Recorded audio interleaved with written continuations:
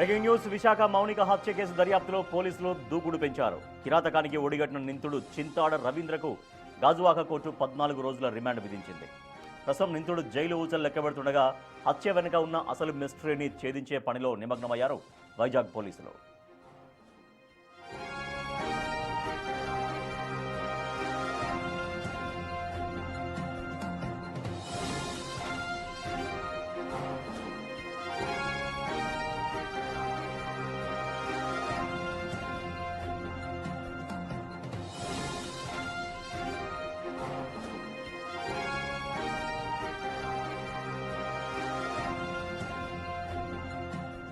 విశాఖ మౌనిక హత్య కేసు దర్యాప్తులో పోలీసులు దూకుడు పెంచారు. కిరాతకానికి ఒడిగట్టిన నిందితుడు చింతాడ రవీంద్రకు గాజువాక కోర్టు 14 రోజుల రిమాండ్ విధించింది. ప్రస్తుతం నిందితుడు జైలు ఊచలు లెక్కబెడుతుండగా హత్య వెనుక ఉన్న అసలు మిస్టరీని ఛేదించే పనిలో నిమగ్నమయ్యారు వైజాగ్ పోలీసులు.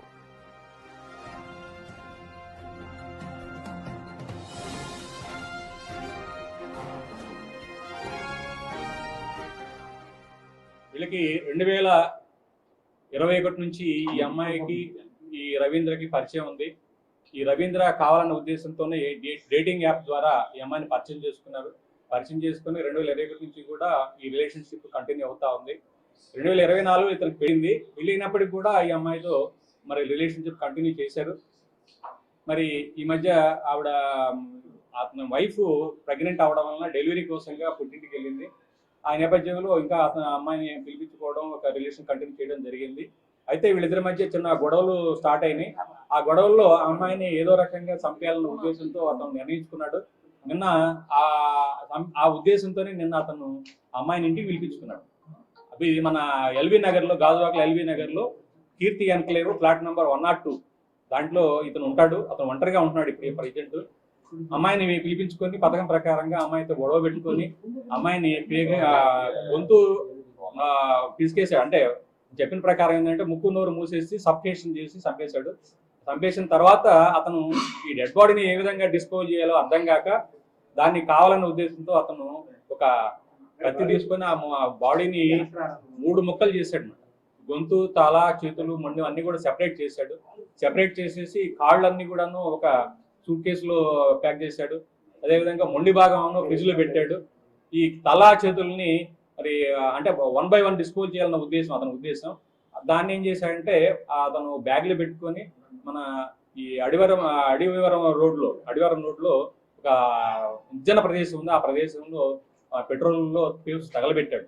తగలబెట్టేసి మరలా వచ్చాడు. వీటిని కూడా డిస్పోజ్ చేయాలన్న ఉద్దేశంతో ఏం చేయాలో అర్థం కావట్లేదు. ఈ బాడీ ఎలా తయారు చేయాలి, ఎలా పంపించాలి, ఎలా డిస్పోజ్ చేయాలని చెప్పేసి తర్వాత అతను మొత్తం లోపల ఉన్న బ్లడ్ స్టైన్స్ కూడా మొత్తం కూడా వాష్ చేసినట్టుగా మనం నేరస్థల పరిశీలనలో తెలుస్తా ఉంది. కంప్లీట్ గా వాష్ చేసినాడు. డెడ్ బాడీస్ లో ఉన్న ఈ భాగాలు ఎలా డిస్పోజ్ చేయలేక అతనికి ఏం దిక్కు తెలియలేదు.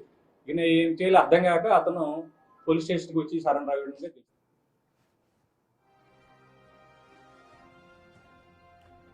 కేసులో అత్యంత కీలకమైన ఆధారాల కోసం పోలీసులు మౌనిక, రవీంద్రల సెల్ ఫోన్ డేటాను పరిశీలిస్తున్నారు.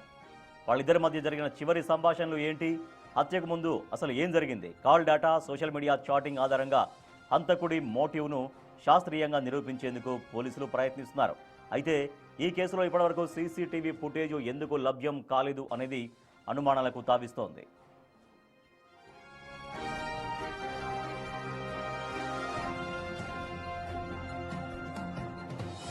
మరోవైపు రవీంద్ర అరెస్ట్ అయి 2 రోజులు గడుస్తున్నా అతని భార్య కానీ కుటుంబ సభ్యులు కానీ ఇప్పటివరకు స్పందించలేదు. కనీసం అతన్ని చూడ్డానికి లేదా మాట్లాడడానికి కూడా ఎవరూ రాకపోవడం వెనక ఉన్న కారణాలు ఏంటి అనేది ఇప్పుడు చర్చనీయాంశంగా మారింది. అసలు ఈ హత్యలో రవీంద్రకు ఎవరైనా సహకరించారా అనే కోణంలోనూ అనుమానాలు వ్యక్తమవుతున్నాయి.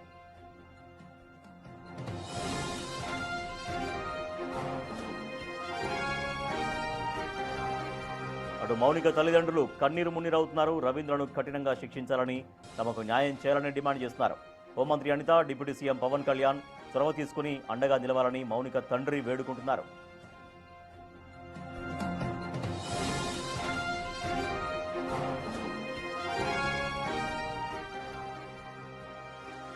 మౌనికను చాలా దారుణంగా చంపేశాడు. కిరాతకంగా చంపేయడమే కాకుండా డెడ్ బాడీని ముక్కలుగా చేసినటువంటి రవీంద్రకు గాజువాక కోర్టు 14 రోజుల పాటు రిమాండ్ విధించింది.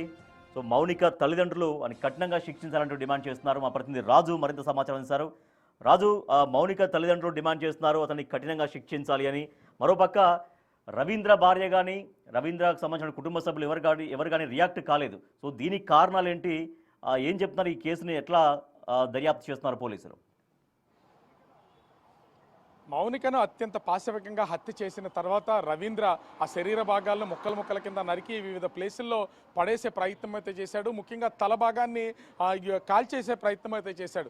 కానీ చివరికి భయపడి తన స్నేహితులకి ఈ విషయం చెప్పడంతో మొత్తం పోలీసులకు లొంగిపోయాడు. తర్వాత ఈ ఉదంతం అంతా బయటపడినటువంటి పరిస్థితి అయితే ఉంది. అయితే నిన్నంతా కూడా పోలీసులు కేసుకు సంబంధించి దర్యాప్తు చేసి సీన్ రీకన్స్ట్రక్షన్ చేసి ఆధారాలు సేకరించిన తర్వాత అతన్ని మ్యాజిస్ట్రేట్ ముందు అయితే హాజరుపరిచినటువంటి పరిస్థితి అయితే ఉంది. గాజువాక 3వ అదనపు చీఫ్ జూనియర్స్ జడ్జి దగ్గర మ్యాజిస్ట్రేట్ దగ్గర హాజరుపరిస్తే మొత్తము పోలీసులు ఇచ్చినటువంటి ఆధారాలతో 14 రోజులు రిమాండ్ అయితే విధించినటువంటి పరిస్థితి ఉంది. అయితే పోలీసులు ఇప్పుడు మొత్తం అటు రవీంద్ర అదేవిధంగా మౌనికల సెల్ ఫోన్లు పూర్తి స్థాయిలో వాటిని పరిశీలించడానికి టెక్నాలజీని యూజ్ చేసి అందులో ఉన్నటువంటి డేటా రికవరీ చేస్తున్నటువంటి పరిస్థితి కనిపిస్తుంది. ముఖ్యంగా చూస్తే వీళ్ళు అసలు అంటే హత్యకు ముందు ఏం జరిగి ఉండొచ్చు, వీళ్ళిద్దరి మధ్య జరుగుతున్నటువంటి ఆర్థిక లావాదేవీలు కానీ ఇతర వాటిని అన్నింటినీ కూడా లేదా మాటలు చాటింగ్ సోషల్ మీడియాకి సంబంధించినటువంటి డేటా అంతా కూడా తీసే ప్రయత్నం అయితే చేస్తున్నటువంటి పరిస్థితి కనిపిస్తుంది. అయితే ముఖ్యంగా మౌనికకు న్యాయం జరగాలని తండ్రితో పాటుగా స్థానికంగా ఉన్నటువంటి వాళ్ళు బంధువులు అందరూ కోరుతున్నటువంటి పరిస్థితి కనిపిస్తుంది. మనం ఒకసారి విజువల్లో కూడా చూడొచ్చు. ఇక్కడ మనం విజువల్ చూస్తే మౌనికకు సంబంధించినటువంటి ఇంటిని కూడా మనం ఒకసారి గమనించి చూడొచ్చు. అటు ఇక్కడ కనిపిస్తున్నటువంటి ఈ పర్పుల్ కలర్ ఆ హౌస్ ఏదైతే ఉందో ఈ హౌసే మౌనికకు సంబంధించినటువంటిది. ఇక్కడ తను మౌనిక ఇదే ఇంట్లో తన తమ్ముడు అదేవిధంగా అక్క తల్లిదండ్రులతో కలిసి ఇక్కడైతే ఉంటున్నటువంటి పరిస్థితి అయితే కనిపిస్తుంది. మనం చూస్తున్నాం కదా. అయితే ప్రతిరోజు ఇదే వీధిలో ఇదే ఇంట్లో చిన్నప్పటి నుంచి ఆడుకుంటూ ఉన్నటువంటి మౌనిక ఇప్పుడు ముక్కలుగా నరికివేయబడి ఒక ఉన్మాది చేతిలో హత్యకు గురైందని తెలిసిన తర్వాత స్థానికంగా ఉన్నటువంటి వాళ్ళందరూ కూడా ఒక బాధ పడుతున్నటువంటి పరిస్థితి కనిపిస్తుంది. ప్రతిరోజు తమ కళ్ళ ముందే ఉండేది అట్లాంటి ఆమె ఇప్పుడు లేదు అని చెప్పినటువంటి నేపథ్యంలో ఈ కనిపిస్తున్నటువంటి వీధికి సంబంధించినటువంటి వాళ్ళంతా కూడా ప్రస్తుతం అయితే వీళ్ళు మార్చిరి దగ్గరికి వెళ్ళినటువంటి పరిస్థితి ఉంది. కుటుంబ సభ్యులతో కలిసి మార్చిరి దగ్గరికి వెళ్ళినటువంటి పరిస్థితి కనిపిస్తూ ఉంది. ముఖ్యంగా ఇక్కడ ఉన్నటువంటి కొంతమందిని అడిగే ప్రయత్నం అయితే చేద్దాం. అసలు ఏంటి వీళ్ళకి సంబంధించి అనేది. ఒకటి ఇక్కడ ముఖ్యంగా చూస్తే వీళ్ళకి సంబంధించినటువంటి మౌనిక మీరు చూస్తున్నారు కదా, ఇక్కడే ఉండేది ఇక్కడ ఆడేది అని చెప్తున్నారు ఇక్కడ ఉన్నటువంటి వాళ్ళు. అసలు మీకు తెలుసా మౌనిక ఎట్లా ఉండేది ఏంటనేది? చిన్నప్పటి నుండి ఇక్కడే పెరిగిందండి అమ్మాయి. అసలు వాళ్ళకి ఇలాగా మీడియాలోని డబ్బులు డిమాండ్ చేస్తున్నారు, అది చేస్తున్నారు. అది కాదండి, వాళ్ళ ఇంటందరూ జాబ్ చేసుకుంటారండి. అసలు ఇక్కడ ఏం జరిగిందంటే ఆ పాప రాత్రి ఈవెంట్స్కి వెళ్తానని మమ్మీతో చెప్పిందని వెళ్ళిపోయిందండి. మార్నింగ్ అయ్యేటప్పటికి మేము టీవీలో చూడడమే. ఆ అమ్మాయి ఫోటో చూసి షాక్లో ఉన్నాం. ఇంకా వీధిలో చూడండి ఎవ్వరు బయటికి రావట్లేదు. ఇంకా ఎవ్వరు అసలు ఏం జరుగుతుందో ఏటయ్యిందో అందరూ భయభ్రాంతుల్లో ఉన్నారండి. అసలు ఎవరిని వంటలు చేసుకోలేదు, ఏం చేసుకోలేదు. చిన్న పిల్లలు పిల్లని అలా చేస్తారు. అబ్బా ఎంత రాక్షస గుణము. కాకపోతే ఒక కోడిని కోసినట్టు పిల్లని కోసేసి ఫ్రిడ్జ్లో దాసి మళ్ళీ ఆ తలను పట్టుకెళ్ళి ఎక్కడో అడవుల్లో ఇసిరేసి ఏంటి అలాంటి మృగాలు ఇంకా ఈ భూమి మీద ఎందుకు ఉంచుతున్నాడో తెలియట్లేదు. అసలు ఏం చేయాలంటారు అట్లాంటి వాళ్ళని? ఇప్పుడు తండ్రి కూడా కఠినంగా శిక్షించాలని కోరుతున్నటువంటిది అయితే ఏం చేయాలంటారు? శిక్షించాలండి, అన్ని కఠినంగా శిక్షించాలి. ఒక నేవల్ ఆఫీసర్ అయ్యుండి ఒక ఆడపిల్లని, ఆ పిల్ల చిన్నపిల్ల అండి, ఆ పిల్లని అలా చేస్తుంటే 29 సంవత్సరాలు. ఇప్పుడు ఒక పెద్ద ఆవిడ కూడా కాదు, ఇప్పుడు అనుభవం అయిపోయిన అమ్మాయి కూడా కాదు. అలాంటి పిల్లలు మొక్కలు నరకడానికి ఆడికి చేతులు అవి అసలు ఆడి మనసు ఎలాగప్పిందో, అంత రాక్షస గుణం ఎలాగొచ్చిందో తెలియదండి. ఆడికి నిజంగా కఠిన శిక్ష వేయాలండి. ఆ తల్లిదండ్రులు కూడా ఎంత బాధపడుతున్నారండి. ఆ పిల్లకి న్యాయం జరగాలండి. అంటే ఇక్కడ ఒక నేవీలో ఉద్యోగం చేస్తున్నటువంటి వ్యక్తి అసలు ఇంత విచక్షణారహితంగా హత్య చేయడమే కాదు ముక్కలుగా కట్ చేసేసినటువంటిది అయితే ఉంది. ఏం చేయాలంటారు? అసలు ఏం చెప్తారు? ఇక్కడ మీరు చిన్నప్పటి నుంచి కూడా ఈ కుటుంబాన్ని మౌనిక వాళ్ళ తమ్ముడు వాళ్ళ చెల్లి వాళ్ళందరినీ కూడా చూస్తున్నామని చెప్తున్నారు కదా, అసలు ఏం చెప్తారు? అసలు చెప్పడానికంటే ఇప్పుడు ఈ మధ్య సోషల్ మీడియా అనేది విపరీతంగా పెరిగిన తర్వాత ఇప్పుడు చాట్ జీపీటీలు ఇవన్నీ ఏం చేయాలి? క్రిమినల్స్ కూడా ఇప్పుడు మంచి నేర్చుకోవచ్చు, చెడు నేర్చుకోవచ్చు సోషల్ మీడియాని చూసి. వాడు ఏ రకంగా గూగుల్ సెర్చ్లు చేసి మర్డర్ ఎలా చేయాలో అన్నీ కూడా అవన్నీ మనకి విచారణలో వస్తాయి. అంటే ఈ విధంగా ఒక ఇటువంటి సొసైటీలో మనం బతుకుతున్నాము. ఇండియాని మనం ముందుకు తీసుకెళ్ళాలి. భారతదేశంలో యువత అనేది మార్గదర్శకంగా ఉండాలి. ఒక నేవీలో పనిచేస్తున్నాడు కాబట్టి వాడికి కొన్ని చట్టాలు తెలుస్తాయి. అనవసరంగా ఇలా చేస్తే రేపు పొద్దున ఇబ్బందులు జరుగుతాయి. మరి ఏ క్రమంలో వాడు చేశాడు? మానసికంగా ఏమైనా ఇబ్బంది ఉందా, లేకపోతే విచక్షణారహితంగా అంత దుర్ఘటన చేయాల్సినటువంటి అవసరం ఏమొచ్చిందని నిజంగా పోలీసులు అది కూడా ఎంక్వైరీ చేసి బయట పెట్టాలి. ఎందుకంటే ఈరోజు ఒకటి జరుగుతుంటే ఇంకోళ్ళు అది చూసే నేర్చుకుంటున్నారు. సో అలా లెర్నింగ్ పీరియడ్లో వెళ్ళిపోకుండా వాడి పరిస్థితి ఏంటి, వాడు దేనివల్ల చేశాడో కూడా అది ఇన్వెస్టిగేషన్లో బయట పెట్టాలని మేమైతే డిమాండ్ చేస్తున్నాం. దానివల్ల ఏంటంటే ఒక మెసేజ్ అనేది వెళ్ళాలి ఈ సొసైటీకి కూడా. ఇంత దారుణంగా ఒక మనిషిని నిజంగా ఒక యానిమల్స్కి ఏమైనా జరిగితేనే మనకి చాలా బాధ వేస్తుంది. ఒక మనిషిని అలా ప్రాణాలు తీసేసి అంత క్రూరంగా చేశాడంటే వాడికి నిజంగా వాడి మైండ్ సెట్ ఎలా ఉందో అనేది కూడా మనకి ఇంకా అర్థం కాలేని పరిస్థితి మనం చూస్తున్నాం. అంటే ఇక్కడ స్థానికులు డిమాండ్ చేస్తున్నటువంటి దాన్ని కూడా మనం చూసాం. ముఖ్యంగా చూస్తే ఇక్కడ రెండు అంశాలను కూడా ప్రస్తావించాల్సినటువంటిది అయితే ఉంది. ముఖ్యంగా అటు రవీంద్రకి సంబంధించినటువంటి కుటుంబ సభ్యులు ఎవరో కూడా ఇప్పటి వరకు గాజువాక పోలీస్ స్టేషన్కి కానీ హత్య జరిగినటువంటి ఇంటికి కానీ ఇంతవరకు రాలేదు. తల్లి, తండ్రి, భార్య మొత్తం అందరూ భార్య తరపు ఆ తల్లిదండ్రులు ఎవరు కూడా కనీసం రవీంద్రని అసలు ఎక్కడున్నాడు, ఏంటి, పోలీస్ స్టేషన్లో ఉన్నాడా, అతనికి ఏమైనా శిక్ష పడిందా, జైలుకి తీసుకెళ్తున్నారా లేదా కోర్టుకి తీసుకెళ్తున్నారా, ఇంటిని కనుక్కోవడానికి అయితే ఇప్పటివరకు ఎవరు వచ్చినటువంటిది లేదు. ముఖ్యంగా చూస్తే ఇక్కడ పలు అనుమానాలు కూడా వ్యక్తం అవుతున్నాయి. రవీంద్ర ఒక్కడే హత్యకు పాల్పడ్డా, రవీంద్ర ఒక్కడే ఆమెను చంపాడా, ముక్కలు చేసి ఆమెను తరలించడానికి ప్రయత్నించాడా, దీని వెనక వేరే వాళ్ళు ఎవరైనా ఉన్నారా, సెకండ్ పర్సన్ నుండి హెల్ప్ చేసిన అతన్ని హైడ్ చేస్తున్నాడనే కోణంలో కూడా ప్రస్తుతం అయితే పోలీసులు దర్యాప్తు చేయాలని అటు ఇక్కడ స్థానికంగా ఉన్నటువంటి వాళ్ళు రాజు అయితే ఇప్పుడు రవీంద్ర భార్యకు మొదటి నుంచి అంటే కొంచెం అంటే ఇవన్నీ ఈ ఇష్యూస్లో అంటే ఇప్పుడు ఎవరైతే చనిపోయిందో ఆ అమ్మాయి ఇష్యూలో ఏమైనా గొడవలు జరిగినట్టుగా తెలుస్తుందా? ఎందుకంటే ఇప్పుడు ఇంత జరిగినా కూడా రవీంద్ర భార్య కానీ రవీంద్ర కుటుంబ సభ్యులు కానీ ఎవరు రియాక్ట్ కాకపోవడంతో అసలు రవీంద్రకి వాళ్ళ కుటుంబ సభ్యులకి మధ్యలో టర్మ్స్ సరిగ్గానే ఉండేవా, లేదంటే ఇప్పుడు ఈ ఇష్యూ తర్వాతనే కేవలం వాళ్ళు అవాయిడ్ చేస్తున్నట్టుగా తెలుస్తోందా?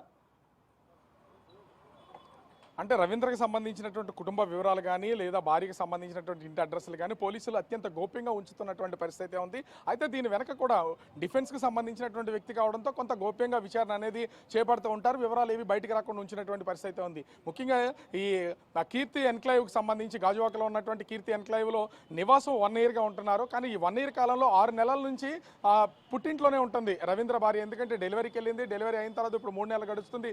గడిచినటువంటి 6 నెలల నుంచి పుట్టింట్లోనే ఉంటుంది. గత డిసెంబర్ నుంచి ఇప్పటి వరకు అంటే ఈ 4 నెలల పాటు కూడా ఆ రవీంద్ర ఆ మౌనికతో సన్నిహితంగా ఉంటున్నాడు అనేది పోలీసుల నుంచి వస్తున్నటువంటి ఆధారం. అయినా కానీ ఇప్పటి వరకు అసలు మరి ఆ రవీంద్ర కుటుంబ సభ్యులు ఎందుకు రాలేదని అర్థం కానటువంటి పరిస్థితి ఉంది. ఇక్కడ అనుమానించదగ్గ విషయం కూడా ఒకటే ఉంది. ముఖ్యంగా చంపి ముక్కలుగా కట్ చేసిన తర్వాత తలభాగాన్ని తీసుకెళ్లి అక్కడ జీడి తోటల్లో పడేసి వచ్చిన తర్వాత భయాందోళనకు గురయ్యి తన అంటే కజిన్ బ్రదర్కి కాల్ చేశాను, ఆ తర్వాత కుటుంబ సభ్యులు కొంతమందికి చెప్పాను, చెప్పిన తర్వాత వాళ్లే పోలీసుల దగ్గర లొంగిపోమని చెప్పారనేది పోలీసుల నుంచి వస్తున్నటువంటి పోలీసులకు ఇచ్చినటువంటి వాంగ్మూలం. అదేవిధంగా పోలీసులు చెప్తున్నటువంటిది. మరి ఎందుకు వాళ్ళని ఎందుకు విచారణ చేయలేదు, లేదా ఇతన్ని కేసులో ఇరుక్కున్నప్పుడు ఆ కజిన్ బ్రదర్ కానీ ఇతర బంధువులు కానీ స్నేహితులు కానీ ఎందుకు రాలేదు అనేది మాత్రం అర్థం కానటువంటి పరిస్థితి కనిపిస్తుంది. ఇక్కడ కొన్ని అనుమానాలు అయితే ఉన్నాయి. ఆ కోణంలో కూడా పోలీసులు అయితే దర్యాప్తు చేయాల్సినటువంటి పరిస్థితి ఉంది. ముఖ్యంగా సీసీటీవీ ఫుటేజ్కి సంబంధించి 7 కెమెరాలు అయితే పనిచేస్తున్నాయి. నిన్న మనం కూడా అక్కడ బిల్డింగ్కి సంబంధించినటువంటి పనిచేస్తున్న 7 కెమెరాలు చూపించాము. మొత్తం 3 గేట్లు ఉన్నాయి. 3 గేట్ల దగ్గర ఉన్నటువంటి కెమెరాలతో పాటుగా పార్కింగ్ ప్లేస్లో ఉన్నటువంటి మరొక 4 కెమెరాలు అయితే పనిచేస్తున్నాయి. వాటిలో 4 కెమెరాలకు సంబంధించినటువంటి ఖచ్చితంగా ఆ మౌనిక ఆ బిల్డింగ్ లోపల అంటే మెట్ల మార్గం ద్వారాను అదేవిధంగా లిఫ్ట్ మార్గం ద్వారా వెళ్ళేటటువంటి ఆ సీసీ కెమెరాలను కూడా చూపించినటువంటి పరిస్థితి ఉంది. కానీ సీసీ కెమెరా ఫుటేజ్ పూర్తిగా ఆదివారం ఆమె చెప్పబడుతున్నటువంటి 10:30 నుంచి ఆమె ఎంట్రీ అయినంత వరకు ఉన్నటువంటి సీసీ ఫుటేజ్ అయితే లేదు. బహుశా పోలీసులు ఇన్వెస్టిగేషన్లో రాత్రే తీసి ఉండొచ్చు. ఆ సీసీ ఫుటేజ్ బయటకు వస్తే మాత్రం కొంత వివరాలు తెలిసే అవకాశం అయితే ఉంది. ఇక్కడ ఇంకొక విషయం కూడా ఉంది రాజేష్. మనము 1 సంవత్సరం క్రితం ఇదే తాడిచెట్ల పాలానికి చెందినటువంటి ఇదే ఏరియాలో ఒక పసిపాపను ముక్కల కింద నరికి డ్రైనేజీలో పడేసినటువంటి ఘటన వెలుగు చూసింది. ఈ ఘటన జరిగింది కూడా ఈ ప్రస్తుతం మౌనిక ఇంటికి కేవలం 200 మీటర్ల దూరంలోనే. అప్పుడు కూడా ఖచ్చితంగా మౌనిక అదేవిధంగా రవీంద్ర వీళ్ళిద్దరూ చర్చించుకుని ఉండవచ్చు. మా ఏరియాలో ఈ విధంగా పసిపాపని ముక్కలుగా నరికేశారని, ఈమెను హత్య చేసిన తర్వాత ఈ శవాన్ని మాయం చేయడం కోసం ఖచ్చితంగా రవీంద్ర గతంలో జరిగినటువంటి విషయాలను కూడా తను గుర్తు చేసుకుని ఈ విధంగా అటు మౌనికని ముక్కలుగా కట్ చేసి ఆ డెడ్ బాడీని మాయం చేసే ప్రయత్నం అయితే బహుశా చేసి ఉండొచ్చు. పోలీసులు అయితే ఈ సెల్ ఫోన్లో ఉన్నటువంటి ఆధారాలన్నింటినీ కూడా బయటకు తీసి దీని ద్వారా కేసుని ఇంకా ముందుకు తీసుకెళ్లే ప్రయత్నం అయితే చేస్తూ ఉన్నారు రాజేష్. రైట్, థ్యాంక్ యూ రాజు. మౌనికను దారుణంగా చంపేశాడు రవీంద్ర. చంపేయడమే కాకుండా మొత్తం డెడ్ బాడీని ముక్కలు ముక్కలుగా చేశాడు. అయితే రవీంద్రకు గాజువాక కోర్టు 14 రోజుల పాటు రిమాండ్ విధించింది. మౌనిక కుటుంబ సభ్యులు డిమాండ్ చేస్తున్న రవీంద్రను కఠినంగా